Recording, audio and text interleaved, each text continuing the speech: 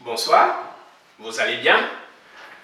Je ne sais pas si vous le savez, mais un site de rencontre spécialisé dans les relations extra-conjugales, dont disons une espèce de marché de l'adultère, avec une publicité au slogan pour le moins que l'on puisse dire provocateur, a recouvert le métro parisien de ses affiches sur lesquelles on peut lire: tout le monde peut se tromper, surtout maintenant.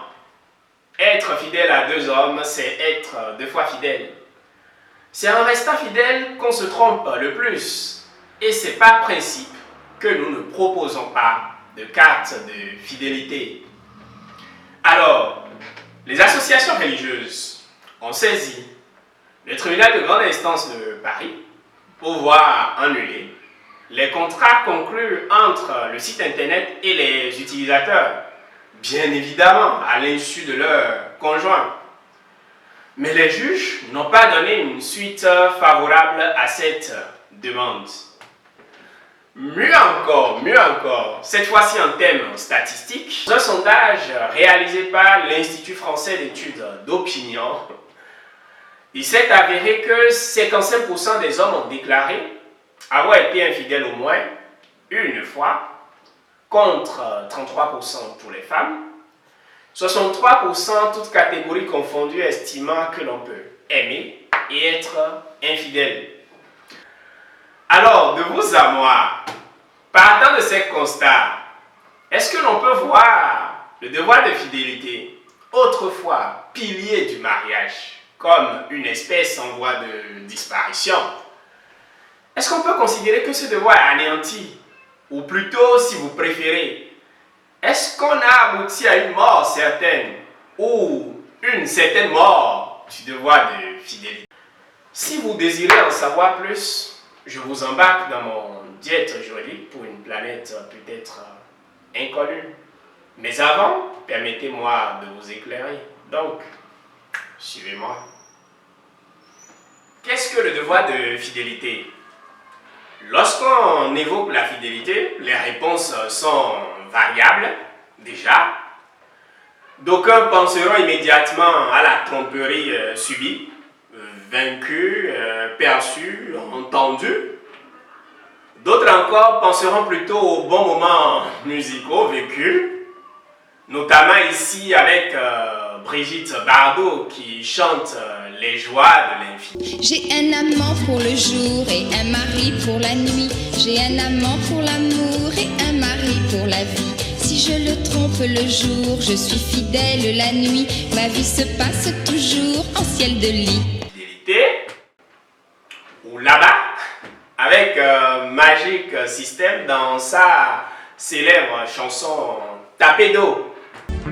Ici à Abidjan, il y a ce qu'on appelle taper d'eau. Taper d'eau, c'est lui qui cherche la femme de son ami. Voilà mon ami d'enfance à qui j'ai mis toute ma confiance. Dja, c'est lui qui allait taper dans mon dos. Si tu as tapé dans mon dos, je vais taper. À côté, d'autres personnes encore plus sérieusement se rappelleront de l'interdit religieux. On se souvient du « tu ne commettras point l'adultère » du décalogue de Moïse, complété par la fameuse phrase de Jésus-Christ de Nazareth que celui qui n'a jamais péché lui jette la première pierre. Mais en droit, disons que les faiseurs de loi ont prévu le devoir de fidélité mais ne l'ont pas défini. Ce qui fait que pour définir la fidélité, on se réfère à l'infidélité. Autrement dit, on va considérer qu'est fidèle une personne qui n'est pas infidèle. En d'autres termes, être fidèle revient à avoir des relations charnelles exclusivement avec son conjoint. C'est en partant de là que les juges ont réussi à dégager deux formes d'infidélité.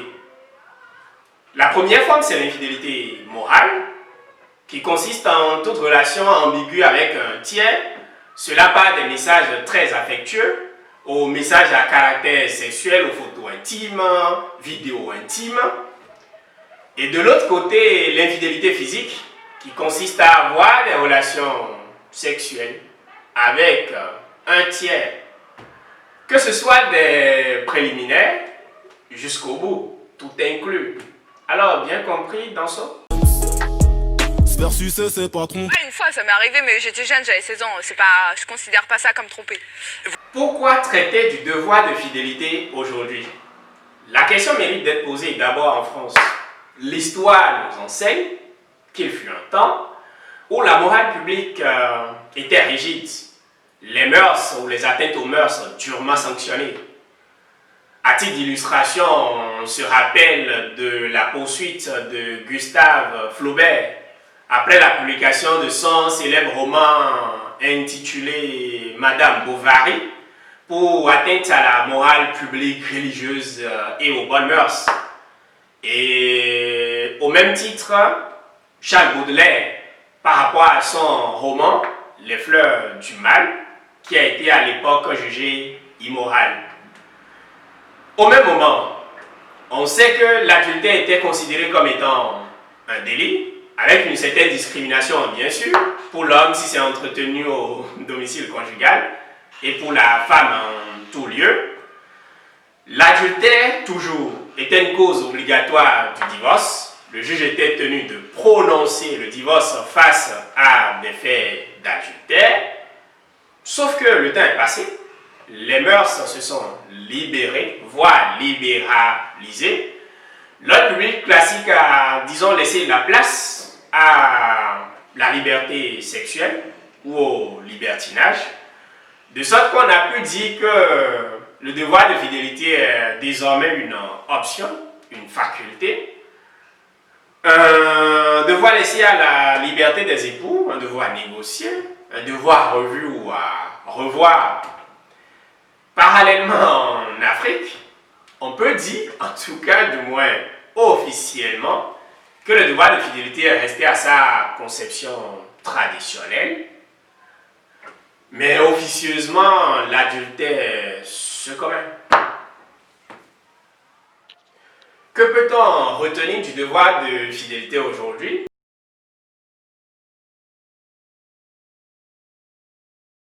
Je dirais fondamentalement deux choses. La première, c'est que le devoir de fidélité est un devoir fragilisé. Et la seconde, c'est que le devoir de fidélité est un devoir maintenu malgré tout. Fragilisé pourquoi? En raison de la société libérale.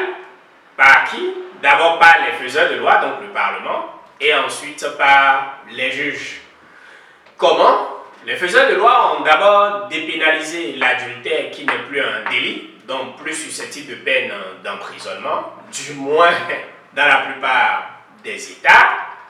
Ensuite, l'adultère qui autrefois était une cause obligatoire du divorce ne l'est plus aujourd'hui, ce qui fait que face à des faits d'adultère, le juge peut prononcer le divorce et non doit prononcer le divorce.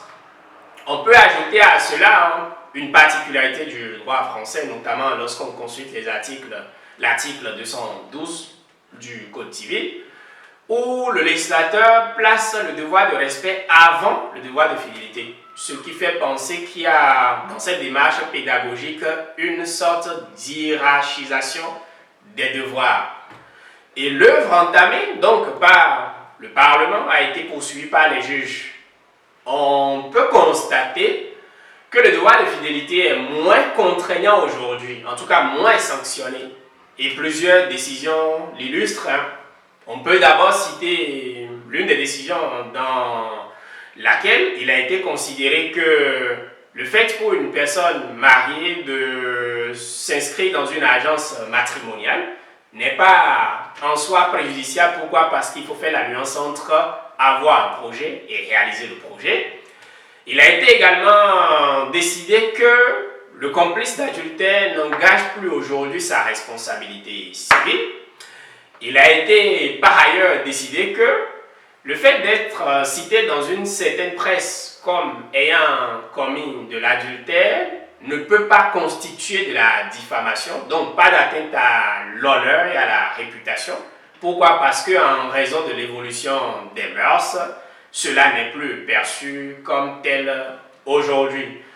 Par ailleurs, on a également décidé que le fait pour un homme marié de faire des donations à sa maîtresse dans le but de poursuivre une relation d'adultère n'entache pas la validité de la donation, ou encore quand des époux ont une habitude libertine, cela ferme la voie plus tard à un divorce pour des faits d'adultère. Le devoir de fidélité est après tout donc maintenu mais sous une forme renouvelée. On peut dire qu'il y a une sorte de mutation entre griffes, mais sanctionné. Renouvelé comment? Parce qu'en fait, dans sa conception nouvelle, le devoir de fidélité apparaît aujourd'hui comme un devoir négocié, donc laissé à la liberté d'appréciation des destinataires, des personnes concernées. On peut également ajouter que les juges sanctionnent plus le manquement au devoir de fidélité sur la base du devoir de respect. C'est à travers cela que l'on a pu décider que le fait pour un homme marié de s'inscrire sur un site de rencontre était injurieux à l'égard de sa conjointe. Il faut également préciser que le devoir de fidélité ne s'adresse pas à tout le monde. Cela ne s'adresse qu'aux époux, donc aux personnes légalement mariées. Ce qui veut dire que les copains et les copines ne sont pas concernés, du moins juridiquement. Ce qui veut dire également que les fiancés ne sont pas concernés, du moins juridiquement. Ce qui veut dire que les concubins et les concubines ne sont pas concernés, je précise du moins juridiquement. Et puis ça commence à partir de quand? À partir du mariage. Et quand est-ce que ça prend fin? Avec la fin du mariage, que ce soit par le divorce ou bien par le décès. Comment est-ce que ce devoir est sanctionné? C'est principalement à travers le divorce. Ça peut prendre plusieurs formes, divorce par consentement mutuel pour faute, tout ça. Si ça emprunte la voie du divorce pour faute, il est possible d'obtenir des dommages et intérêts notamment. La preuve de la faute, donc de l'adultère, pouvant se faire par tous les moyens, sauf à ne pas les obtenir par fraude ou par violence. Et regrettablement, le devoir de fidélité est parfois sanctionné de fait. Dans certains pays encore, les auteurs d'adultère sont lynchés. Eh bien, vous l'auriez compris, le devoir de fidélité est mort, mais vive le devoir de fidélité. Avez-vous des questions? Sinon, moi j'en ai une. Alors, fidèle ou infidèle? Mais peu importe, si oui, abonnez-vous. Sinon, abonnez-vous.